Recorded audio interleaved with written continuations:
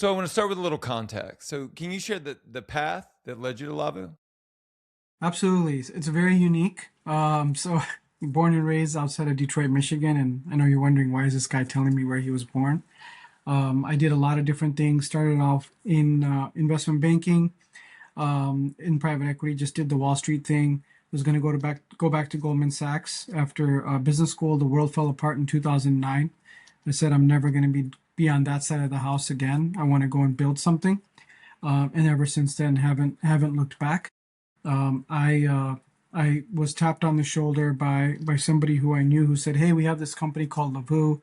We just bought it. We would love somebody with your background to help us kind of walk through and see what it's like." And I thought I was helping a friend, and one thing led to another. I got promoted to CEO in 6 months and have completely rebuilt the business from the ground up.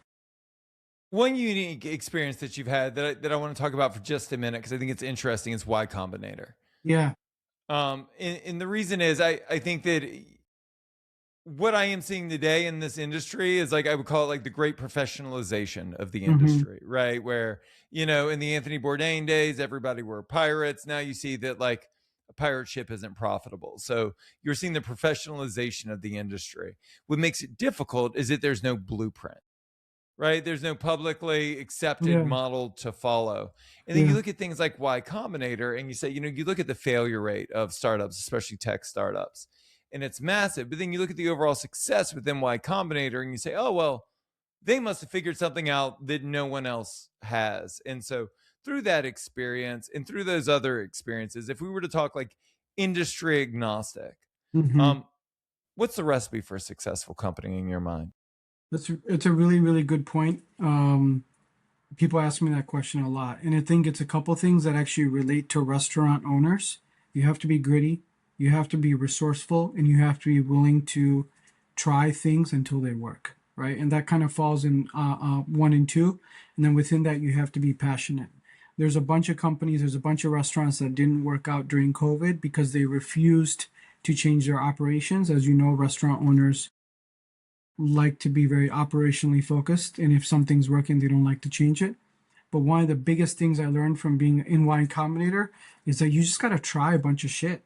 Like, and you have to be willing to run experiments and cut them off when they're not working and double down when they are. And that's by far been the biggest learning for me.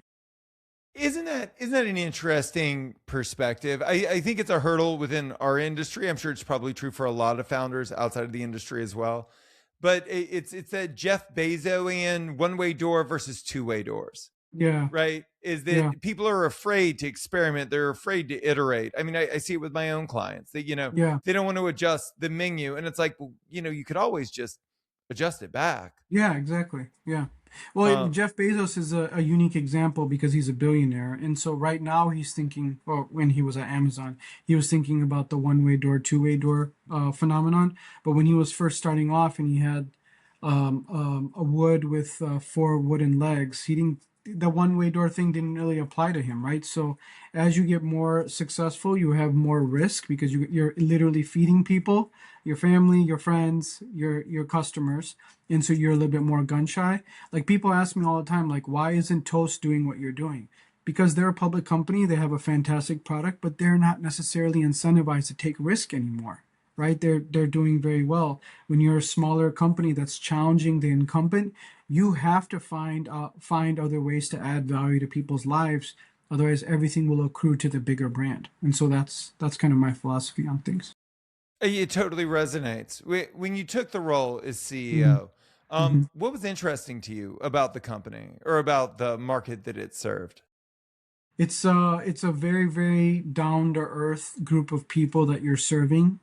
It is there's a lot of them, so it's a $900 billion industry. Lavu is fortunate enough to be in 75 countries with its first core product, which was an iPad-based point of sale, and it was a system of record. So it was something like you literally couldn't run your restaurant without some sort of point of sale system, and that was a really, really attractive thing. That once you acquired the customer, which was really hard, you had to continue to deliver for them, but it was incredibly valuable for them. And the best test to see if something is of value to a customer or a client is to just turn it off. And if they're calling you and screaming and they're saying why is this off? I need this back on. You actually have true product market fit. And that's exactly what we had. Well, let's talk about that. So Yeah. it's everyone's got the best POS, Hmm. right? Yeah. It's a thing. But what I think is interesting about you and about your specific offering is that you've taken a perspective, Yeah. right? Which I think is a strategic risk. But it's as a tech company, right? As this industry outsider that is working to service the industry at scale, I think you have a very specific and a very unique perspective as it comes to your approach to serving restaurants. Can we Yes. talk about that? Because I think that Absolutely. fundamental ideology impacts everything you build. It's the thing that threads the Huge. needle. Huge. Look, so my fundamental view is that POS has been commoditized. Generally speaking, I do certain things better than my competitors. My competitors do certain things better than me. I will hands down unequivocally say that I have the best engineering team and I have the best customer service team. Like when you call in, we pick up the phone within 30 seconds and you talk to a human being. That's really important because what do restaurants do? They provide food and they provide service. If you're getting service worse than from your vendors than you're providing to your customers, you're going to be very, very upset. But on the margins, POS has been commoditized. You can get the same thing at Shift4, you can get the same thing at Toast, you can get the same thing at Lavu. So how else do we add value? We have to add value by thinking about what's going to happen in the next 5 to 10 years. And I really do believe with the phenomenon of AI, and literally everything is changing, like 20 things are changing every single day, people's lives are going to be rocked. And so we want to help restaurants be prepared for that and use the technology today in a way that they're really, really accustomed to save them time and make money. So that's where we're spending most of our time. Uh, you bring up AI, and I want to get into like all of the Yeah, aspects of it. sure. But I think in order to solve somebody's problem, right, in order to benefit their life, you have to have like this deep, intimate understanding of the problems that they're facing.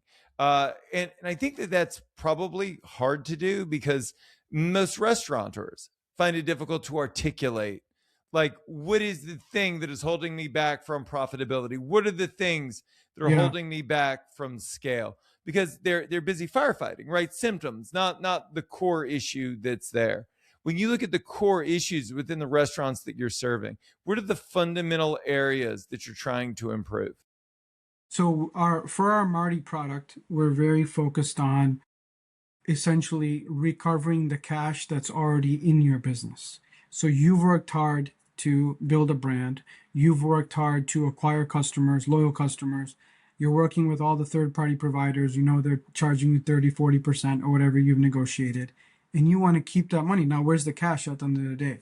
The reality situation is your food is good, you have good staff, you're in a good location, all the basic stuff that every single website told you to do, but you don't know where the bodies are buried. And here's why.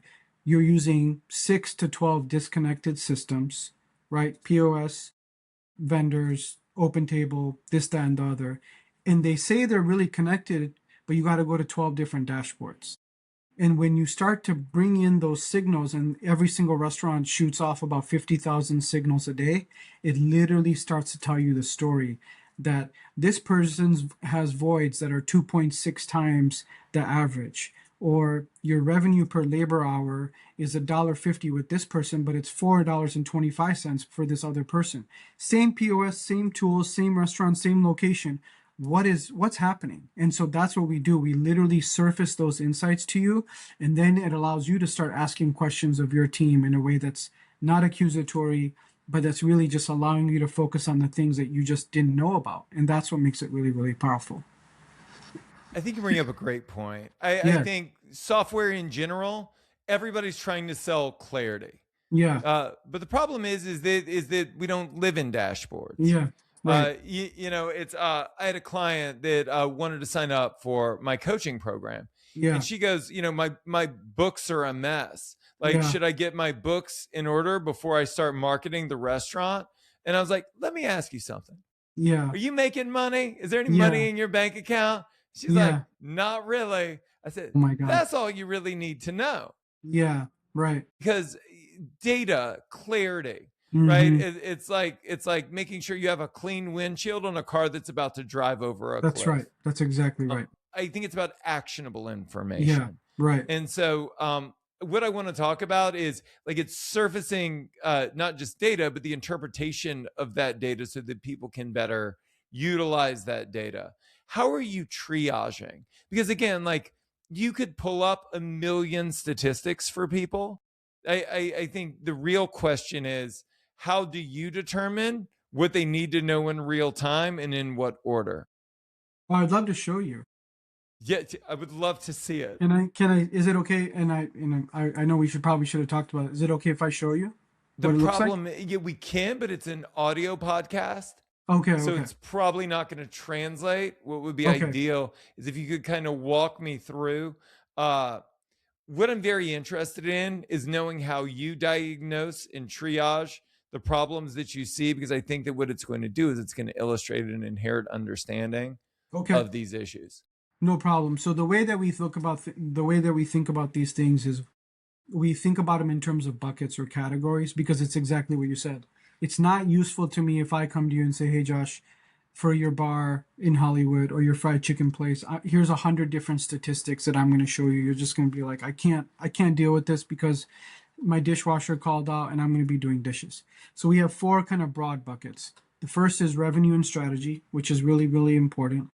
The second is controlling cash.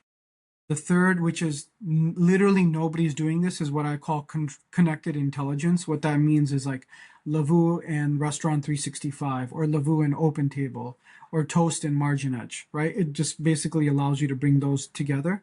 And the last piece is forensic and labor.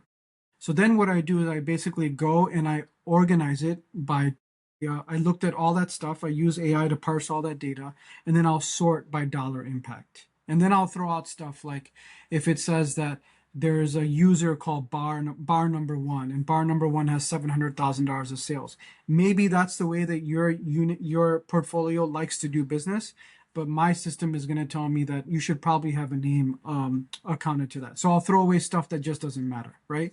And then from there, we'll be like, okay, look, the revenue per hour for Spencer is $1.25, and Sally, who's also in the same restaurant, is $4.25. That's worth $30,000 a month. Let me just walk you through what that means. And before we do all those things, we're having a conversation. We're like, where do you think the issues are within the business?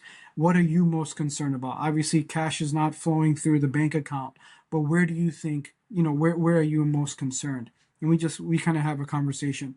Once we narrow all those things down, we do an audit, and then I present you with the audit, and you're like, I can save you 7 points on labor or $2 or $3 million a year, and then every single day you'll get what I call a morning deposit.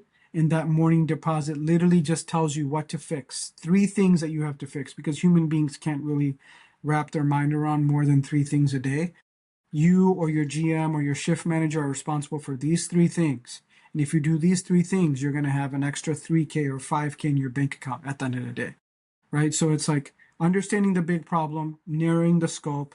Here are the problems we found. Now let's go and attack these in a systematic way. And then it's just constantly watching and trolling for all these signals that you just don't have time to do because, we're a human being and there's just not enough time in the day.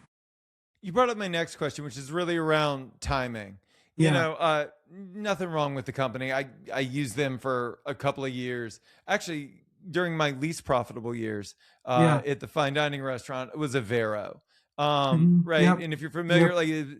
like back in the days, we were using like an Aloha-esque point of sale. Sure. A Vero Sure. would pull in all the data. You'd end up with this beautiful dashboard that usually Yeah. provided you with like Yeah. very depressing information, Yeah. Saleem. Exactly. Exactly. Because again, like it wasn't actionable in nature. Here is the issue I see with the dashboard, and I want to see how you guys solve for that, which is I wasn't checking it in the middle of service, right? Mm-hmm. Because like Mm-hmm. it's the Yeah. life of a restaurant owner, it's about interruptions, right? And so it's not like I was like, oh, I wonder how we're doing in Avero. Let me go check this out. Yeah. Right. Right. So Right. you mentioned that they're getting updates the following morning. Mm-hmm. Um, how does it work? Is it an endless succession of to-dos? Are they engaging with the system so that it says, well, I can do two of those three today. Let's Yeah, push the next one to the following day. Are they yeah, getting three new things every day? How yeah, are you managing the flow of yeah. information and Right. also working to mitigate overwhelm?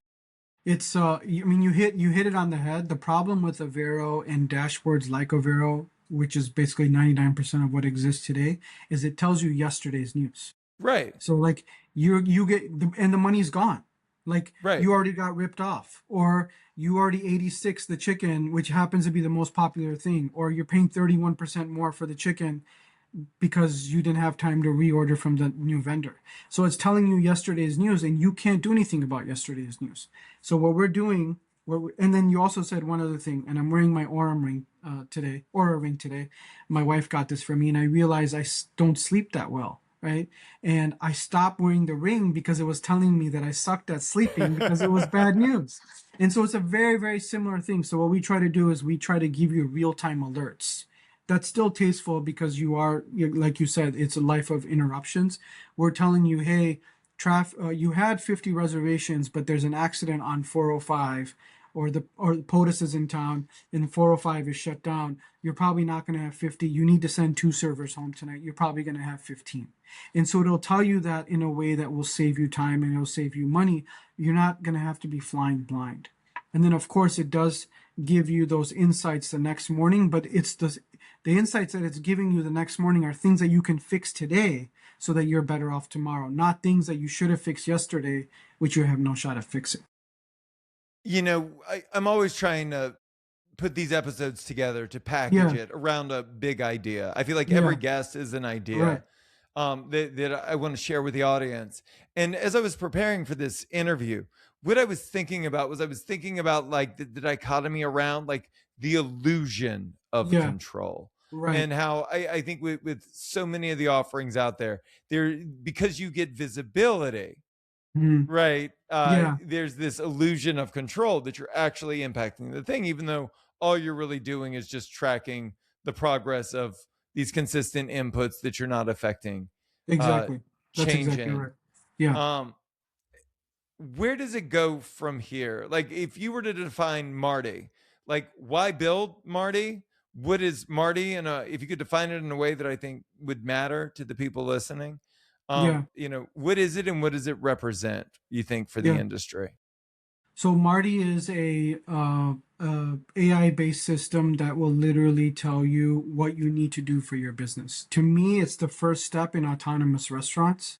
And eventually, what I'd like to do is I'd like to be able to give restaurant owners signals or push notifications where they trust Marty enough to basically run their restaurant for them, where they can do more of what they love. Like you started a restaurant because you love hosting. Most of these people are really good at cooking and hosting or something in that area. They don't want to deal with taxes. They don't want to deal with reordering the chicken. So it's giving back your time and allowing you to have a more fulfilling life. That's like fundamentally what Marty's trying to do. And it can do that. Like it's literally able to do that because it's sitting on top of all your systems, ingesting all of the information and then delivering back to you a recommendation on what you should be doing. And that's kind of where we are today. And it's working amazingly well and it's super well received. And the fact that it can work with any POS system or any restaurant technology piece is something that we were just kicking around and it's just kind of taken a life of its own because that's what people want. Nobody wants to change their POS. It's a pain in the butt. It's like you have it and that's where you're at. There's too much operational complexity. This sits on top of all the restaurant systems and just makes your life easier. Talk to me about that decision. I am Yeah, sure that that wasn't a decision that was made lightly, right? right. Because Yeah, there's an opportunity there to gatekeep the technology, right? sure. And Yeah, to make it only compatible with the POS that you provide. right, right. Um, why did you decide to do it the way that you've done it? It certainly works with Lavu, and there's so many automated functions because it works with Lavu, like from a technology perspective. But again, the goal is to give your time and give your happiness and allow you to do more of what you love. And so it would be kind of irresponsible for us to gatekeep this technology because it's fundamentally going to change the industry. right? You're literally giving people something that they value back and making it so easy and seamless for them that it would be, like I said, irresponsible and selfish for us to kind of keep internally. So that's why we did it. Like, yeah, at the end of the day, we all get paid for what we do. We want to make products that people love. But the reason why people use ChatGPT, the reason why people use Claude and they love it is because it makes their life easier. And that's fundamentally what we're trying to do. I want to talk about the idea behind a digital GM, and I want to give you my Yeah, 2 cents on yeah, GMs yeah, generally. yeah. So, right, it's an old industry. Jesus ate at restaurants. They've been around for quite some time. That's right. And I would imagine that it was probably around 2000 years ago that people came up with the concept of a general manager. Yeah. When I would argue that most owner operators manage generally. I think Mm-hmm. like what makes for a great entrepreneur, what makes for a great entrepreneur is the fact that you have generalized knowledge, Yeah. right? A strong Right. work ethic, a varied skill set, which is great. How many of those does a business need? One, and it's Right. probably you. And Yeah. so, what the mistake that I think so many of us make, especially as independent owners and operators, is we're always trying to replicate Mm-hmm. ourselves within the Mm-hmm. business. Mm-hmm. And the problem with that is like threefold. Number one, general managers and owner operators, you're constantly saddled with doing shit you're terrible at, that Yeah. you don't have an interest in, that you're not naturally predisposed to doing. Yeah. Um, and number two, I would argue that if there's a GM out there that could do the same quality work that you can, they're just going to start their own restaurant. They There don't would want be to an work for owner. you. They would Exactly. be an Yeah. owner. Yeah. And so when I think about a digital Yeah. GM, Yeah. um, it immediately brings me back to the place I just mentioned, which is, the role of a GM is a lot. Yeah. It's a lot, right? Because Yeah. it is you are a manager, you're controlling human behavior, you are a coach, right? You are part of the organizational operational infrastructure, you are a host, you are a dishwasher, like you're all of these things all at once. Yeah. And the great frustration is that they're not good at all of them. Right. Right. And most people that are going to Yeah. excel at everything I just listed are going to be terrible with numbers, Mm-hmm. Mm-hmm. Yep. right? That's right. No one Yeah. says, I want to get into the restaurant industry because I'm just best in class at the Yeah. interpretation of big Yeah. data. Right. Um, so, talk to me about what you solved for in the digital GM and how you think it works to support an actual GM in doing their job better. I think you hit it on the head. The way that I don't really think about it as like Marty, the GM of the digital GM. I think about it as Marty as agents who are specialized in functions for the restaurant. So you have an agent that is menu agent. And then you have an agent that's focused on sales, and you have agents on reservations. And they can be so specialized because they're learning from all the restaurants that are on the platform in an anonymized way to protect your privacy. And they can become really good because they're borrowing from the rest of the network. Where a new restaurant that comes on, it's not 1 + 1 = 2, it's 1 + 1 = 3. So you can take the best and the worst learnings from across these different specializations and apply it back to your restaurant, which will then allow you to go and do your general thing and allow you to focus on the things that you love to do, right? Which is humans love do the stuff that humans do on a day-to-day basis. Yes, there are things that have to get done, but it's typically stuff that they like to do anyways. That's why humans focus on this one thing, like on a specific function. But really, they should be focusing on the other part that's going to end up growing their business. And that's what Marty does. It gives your time back and it allows you to have a specialist, which, oh, by the way, would cost you millions of dollars to go and hire if you're going to only hire a menu person or only hire reservations or only hire inventory. Is Marty learning? Is Yes, like it's self-learning. today? Is it So it's not pattern recognition, or at least that's how it started. Yeah, right. But It's now pattern. it's actively learning based off this Yeah. massive data set. Exactly. Yeah. And it's learning in your location. It's learning on your set of locations. It's learning from other locations that are like you, right? Fried chicken, like it's learning from all these other things. The number of times I get the question of like, am I underpriced? Is my ribeye underpriced? Like I'd like to know within my 20-mile radius, like how I'm comped. That is a very real question that restaurant owners have. I would think that somebody listening to this, um, like the next logical question, assuming there's of interest, they would immediately think to themselves like, "What if all the information I feed it is shitty?" right? Like Yeah. what if, Yeah. right? Because inputs matter, right? Like Sure. bad data Sure. in, bad data out.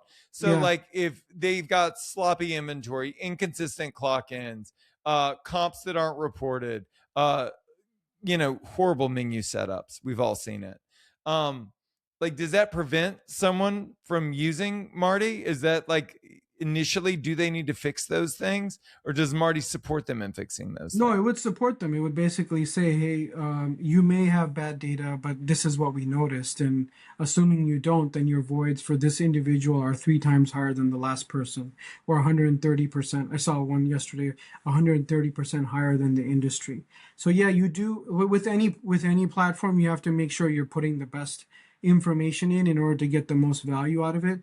But it'll also come from the other side and say, here's some guidance, like in restaurants that are comparable to you, this is what we would expect to see.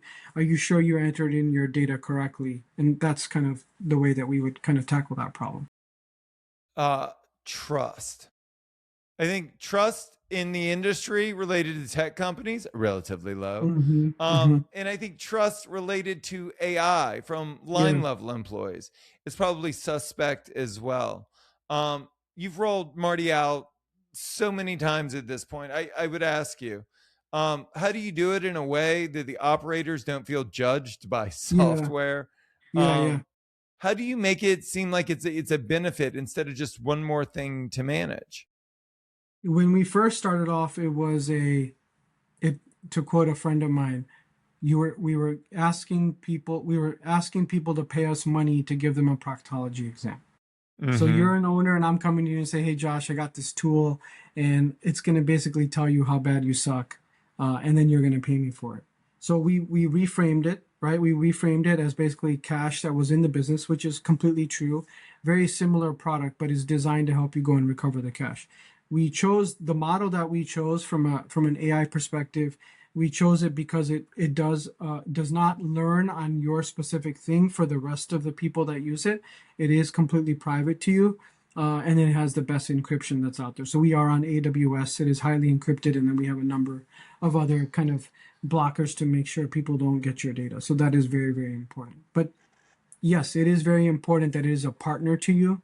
It is tasteful and lifting you up, not kind of dampening your spirits. Yeah, so like I did a bunch of research Yeah, because I'm deep into AI. I think it's yeah, super interesting. Um, Marty will predict over time. It will literally predict over time before it happens. yes, Um, that is that is wild. And so yeah, like without getting into like the weeds, mm-hmm, how like how do you build it? So because again, like it would be a massive leap to go from reviewing historicals to real-time data, yeah, actionable data, right? Like that yeah, would be really exciting. yeah, But now it's forecasting yeah, based on I'm assuming past behavior. I mean, correct. that's Yeah. next level. That's helping people get ahead. It is. It's help. And again, we're trying to get them to not think in terms of dashboards. We're trying to be predictive and tell them what's going to happen, right? So, like we talked about the traffic, or we're talking about weather, right? So you may have a bunch of people that are expected to come in. It's a Friday night, but there's I live in Florida, right? There's insane rain bouts all the time. You need to tell your servers to go home. Like that's just part of it. Otherwise, you're going to be hit with like 60% labor to sales, not because you're paying a lot, but just because your sales number was really low, right? So it will be predictive and it'll tell you. So we look at a little bit of historical data, we put it through our models, but then we also look at external factors like weather, traffic, sports games, anything that could be an event that would change the result of the forecast. We will definitely surface to the individual or to the owners. It's I would think that the gap it's almost never the tool, right? It's the person Hmm. utilizing the tool. And Yeah. so one of the things I was thinking about, honestly, I struggled with it as a leader as well, is I am conflict avoidant, Hmm. right? So like Marty says, based on traffic or weather conditions, or there's been a dip in Yeah. reservations last minute, you need to Yeah. cut two people off the floor. Yeah. It's such a double edged sword, Saleem, because like Yeah. all right, now I have the data. I know what I need to do. And so like the first hurdle is like, do I trust the robot? Is the Right, robot going to screw me on this? right. But then the second thing is like, then am I delegating decision making to the robot? Do I turn to you and say, Saleem, you've got to go home? Why? Yeah, Because yeah. Marty Marty told me says you that. should. Right. Yeah, yeah. So how are you It's training people to engage with it in what feels like a human way? So Marty can also the way that we built this out. We My ultimate vision is for everybody in the restaurant to have access to Marty. Obviously, different levels of permissions. Like you have Sure. all the data. You can run payroll. You can reorder the ribeye just by like typing to it or telling it what to do. But if you need to send Sally home, like, and you just got that push notification saying send to home, traffic is heavy, Sally can then get the notification saying, "Hey, you should probably go, but we're gonna leave you on standby." I think the real problem, Josh, is like you're telling her to go home on a Friday night, but you know you're gonna need her next Friday, and you don't want to burn that bridge because you're hurting her by sending her home, but you're protecting your own interests. So that's gonna be a continued thing where the owners are gonna have to use their judgment in terms of the information that Marty is feeding you, because at the end of the day, it's still a people business, right? Relationships do matter. You're not going to let the robots run wild. It's just there to give you guidance on what you should be doing at the end of the day. So like I'm gonna rapid fire a bunch of things Sure. and then I want to talk about the stuff behind it. Okay.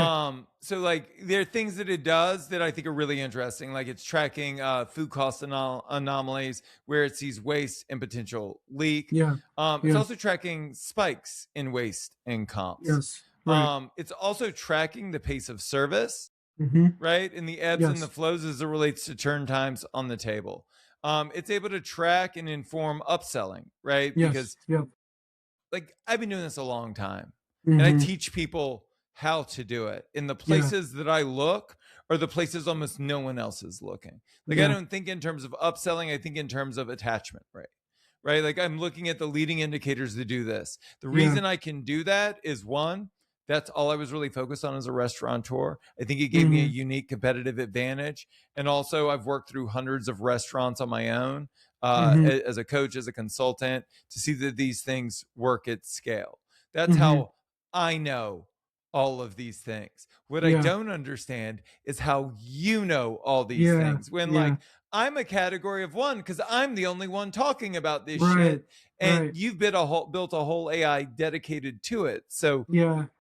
We're how putting do Josh in a you know? box. You Josh in a box. are. That's what we're Thank you doing, for man. nothing. Yeah. Yeah. Um, I mean, look, but the benefit is we've had thousands of restaurants that we've partnered with over the since 2010, right? In every single country, like pick a country, we're in two thirds of the earth. So I've seen the best and I've also seen the worst. And I love the fact that we've been through COVID because we've taken nature's biggest punch and we're still standing, right? So we know what works, we know what doesn't work. And you're right, attachment rate is really, really important. And a lot of it, Josh, comes down to surfacing the opportunity or the problem, delivering it in a way that makes sense, that's not insulting, right? As like a way that you're helping them. And then it becomes a learning opportunity for the owner or the manager to teach their staff. That's really what it comes down to. You're just surfacing an insight and then you expect them to be able to execute it, but it becomes a learning thing. I think inherently people want to do well. Like I think generally people are good people. They just haven't been given the opportunities or have had the time. The other thing, this last thing I'll say is it takes away from like, oh, I just got a new POS. That means I got to retrain my whole staff. That's a pain. Nobody wants that training. You can literally just type to it or talk to it and it'll just do what you need it to do. It doesn't get easier than that. so I believe that the future of AI, and I think that its greatest aspect is voice. I think being able to engage with the thing. I don't know about you, but like I'm trying to train myself to do it. So like Yes. it's I'll type ad nauseum for hours, and I'm like, no, no, no. What I need to do is I just need to get more clear in the way that I converse Right. with it. Right. What's your take on AI voice, and how do you think it's going to begin to impact not only like restaurant operations, right, but the customer service experience? Yeah. The way that voice is transmitted today with AI would be my phone or my tablet, right? And the feedback that we've got, and it being in the industry, that mobile tablets or mobile phones were all the rage for servers for a long time. And then it started to die down because customers were saying like, why are you looking at your iPad or why are you looking at your phone? Aren't you supposed to be taking my order? It took away from the personalized experience. Now Johnny Ive, who's one of the designers from Apple, and Sam from YC and OpenAI. They're building a little hardware gadget. I don't know if it's going to be on your lapel or what, to be able to communicate in a very, very tasteful way. So I do think voice is the future. Nobody wants to sit there and like hit a button that says hamburger, no modifier, I want the cheese. Like, who wants to go through 15 taps? You're already saying it. How can I transcribe it and send it to the KDS in a way that is seamless, respectful, and personalized? And that's where we're going to get to. And I think this is really, really going to help. I want to talk about loyalty. Yeah. So, and the reason I want to talk about loyalty is I think that the credit card industry does it well. I think that Yeah. we, by and large, do it poorly. Mm-hmm. People don't want discounts or freebies. What they actually want is status and access to the inaccessible. Yeah. The reason we give discounts and freebies is because it's easier than the hyper personalization required Right. to create status and access to the That's a good inaccessible. point. Yeah. Um, but the opportunity that I see with AI is in loyalty, true enrollment. Not because people see us for the magical, amazing restaurateurs that we are, Yeah. but because we see them. Right. Right. The Right. advantage as it relates to AI, in my mind, is hyper personalization. Yes. And so, how do you see that evolving, and how are you guys working to evolve that within the organization? A really good use case for that is pick a steakhouse that, a national brand. They know that Josh is one of their best customers, top 10%. So it's really important as soon as Josh walks in, a reservation is made or what have you, he's expected at 7:30 on Friday. They want to assign their best server or Josh's preferred server to you, and then you have your favorite table. So you come in and they say, hey, it's great to see you. How are your kids doing? Like, what's happening at school? Did Tommy win that ball game, etc.? You feel better because you feel like you belong. The restaurant feels like they're delivering value to you aside from great food. And that's exactly how that hyper personalization takes shape. And again, to go back to voice AI, a lot of that stuff can be picked up through sentiment when you're recording in a way that's tasteful and personalized. Now, as you know, and I was shocked to hear this, a lot of restaurants, no matter how sophisticated they are, they have a logbook. It's a black book, and at the end of the night, they put their notes in there. I'm like, do you have a diary? They're like, yeah, we put it in the diary. Sally came to work 15 minutes late, and I gave her a warning and said, if you come in 15 minutes late again, you're out, right? It's really hard to go and reference that. But with our system, now there's sentiment that you can run and you can quickly query that, and it can be translated from you, the owner, to your shift manager, and vice versa.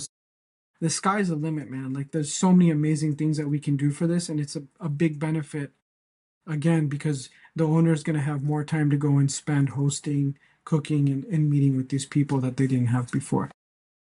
How do you think about ROI? Through the show, through various consulting gigs over the years, I've had the opportunity to talk with like so many SaaS founders or the Yeah, operators of large SaaS companies. And they always ask the same question, which is like, we need greater market share in the restaurant industry. How do we do it? yeah, And I think the way that I was able to not only infiltrate the industry, right? Even though I think I started as an insider with credibility, is that I always had strong positioning. My strong positioning is that there's a difference between an investment and an expense, right? And I always wanted to be seen as an investment. Anyone that works with me, it's not free. It actually makes them money, right, right? In the same way right. you invest in Berkshire Hathaway stock, it doesn't cost you the $10,000. Like, it's That's going to right. make you money over That's true. time. And Yeah, so my approach to all SaaS is the things that scale are the things that are free. yeah, And so when you think in terms of ROI and you look at something yeah, like Marty, yeah, right? What are you guys doing? What is built into the cake to make sure that it's free, or that this yeah. is something that is a wildly lucrative investment for the people that are using it? That's a great point. Look, my view is that I want you, the restaurant owner, to make 10 times more than the investment that you put in. Like that's irrefutable. If I buy something and I know I'm going to benefit from it 10x, then that's something that I want to do. We know for a fact that in a $900 billion industry, 8 to 12%, according to the NRA, is essentially cash recoverable. Stuff that's happening, voids, discounts, poor inventory selection, et cetera, et cetera. So that's $100 billion market. Okay. There's no category that's doing that until Marty. Marty is building up that category. I want to make sure that you're going to go and get your $100 billion or your slice of the pie for that $100 billion. And in return of that, I'm looking for 10%. I think that's a very, very fair share. You should feel like you're getting so much value that you're telling your friends and they're telling their friends and they're telling their friends. That's when I know that you have a winning product. And that's how we're building it, essentially, to give your time back and allow you to make 10x. We just became best friends. Did you feel that? I'm going to tell I you why. did. Um, I love that. That was always my lens as a restaurateur. Now that's my lens in my current capacity as well. Yeah. Which is it's got to be 10x. So if the average full service restaurant nets out 6%, let's just round up to 10% because nobody likes public math. If you're not Right. going to 10x this thing, Yeah. like how am I like, and that's a break even proposition, right? Right. So Right. like we got Exactly. to hit that just to validate your existence. I used to do it, I hired a couple of PR firms over the years. And then eventually I just couldn't do it anymore. And the reason is like I would turn to them and I would say, like, how are you going to tangibly provide me with Yeah. $40,000 worth of value this month? Yeah. Yeah. This month before Right. before we hit the first of next month, like Right. you've got to be able to turn to me and do that. Yeah. The reason I was excited to talk to you and the reason uh I like Marty so much is because I think there are so many scenarios in this industry. Yeah. Where would people do is they provide you with a list of numbers, right? But those numbers don't have any dollar signs next to them. And Yes. then they provide you with an invoice. And the Yeah. invoice has dollar signs on it, right? Right. Right. You Right. can look Right. at broad scale marketing that is primarily performative, or organizational tools, right? That Yeah. help you get Yeah. more organized so that you can lose money more efficiently because they're all Yeah. tracking the wrong data, the wrong Yes. indicators. They're focused Because on it's easy. Because solving. it's easier. It's easier It to do that, is, right? That's right? it. Yeah. You get a Yeah. report from a publicist and they're like, you got 70,000 impressions this Yeah. What does month. that even mean? What does Exactly. that even mean? Yeah. Um, Yeah. and that's why I liked it. And it's the reason I asked the question because I do feel like what you've created, what you're creating is very grounded in Yeah. making sure that people make money off the platform, that they don't just gain these ethereal Yeah. benefits that don't Yeah, I translate don't into I don't dollars care and about cents. vanity metrics. Like as an organization, we actually don't do brand marketing. You have no business doing brand marketing until you're like 100 million or 200 million of revenue. And yeah, we're approaching that, but I'm really big on hard metrics, right? And so it would be irresponsible for me to ask you to pay me if I can't commit to something and say I'm going to give you this money back. And like, I'm just asking for 10% of what I'm giving you. That's a really fair trade, right? Hopefully that's more fair to you than it is for me. And I think that's the way that business should be done, right? It's a very competitive space. It is a competitive space. And as we look forward, nothing's static anymore. Man, I would argue, and I've been Yeah, doing this a long time, I yeah, would argue that there were no fundamental changes in this industry from like 1998 yeah, to probably 2010 with the advent of social media. It was probably the first thing that indirectly had a real impact on this industry. Not a ton changes. And yet you look today and you see that the restaurant industry is evolving at a yeah, rapid pace. It looks different yeah, today than it, right? It's like you're looking at like the slot bowl revolution that we're seeing. yeah, Whole segments that were thriving are now suffering. right. Um, is an outsider that works on the inside. Um, Hmm. how are you approaching 2026 and servicing your existing customers in the industry tomorrow? Our view is that the restaurant industry will be the first main street kind of sector or business line that will be fully using AI. And the reason for that is they're already using voice AI. They're using AI lightly as from a personal perspective. It's almost like a consumer business, right? You're dealing with consumers, people who are doing it themselves, who just happen to be running businesses. So there's a lot of familiarity and there's not a lot of red tape. There's operational stuff. And so we're continuously educating them on the things that will save them time, save them money. And it's, oh, by the way, super easy on them and their staff. And it's just part of one of those things where you just keep going layer after layer after layer and helping them understand how it's going to make their lives better. And that's all you can really do. But that's kind of the top down view of how we're looking at these things. When you look back on your own life, it's Yeah. Steve Jobs has this great quote about, that you can connect the dots looking Yes. back. Yeah. I love that And you've got quote. to, Yeah. right? You've got I to have love that quote, faith to be man. able to do it looking forward. Yeah. Yeah. What I figured out after 600 plus interviews is I don't know if they're successful people. I think they're successful behaviors done consistently. Hmm.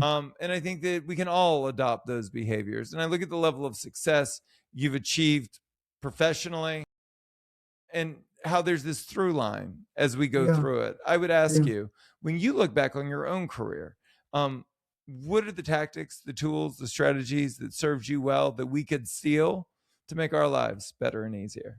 One of the reasons why I'm so drawn to the restaurant industry, and again, I fell into it, is because we're very similar. Like the people that are in the space are very similar to me, and I didn't realize it until COVID. This gritty, passionate, will say F you if they don't like something, and they'll just like push their way through it. My entire team, they say a team is a reflection of leadership. Everybody's kind of the same, right? Like there's the answer no doesn't exist here. We'll find another way to get it done, right? And so you have to adopt that mindset if you want to be successful, because life is not easy. It's a series of tests. We're all tested with our wealth, we're tested with our children, we're tested with our work, whatever it is. And you just got to keep rolling with the punches, man. You just got to keep going and you just got to figure out a way. But that's why I love restaurant owners. That's exactly what they do. They find a way. And so that's probably the biggest lesson.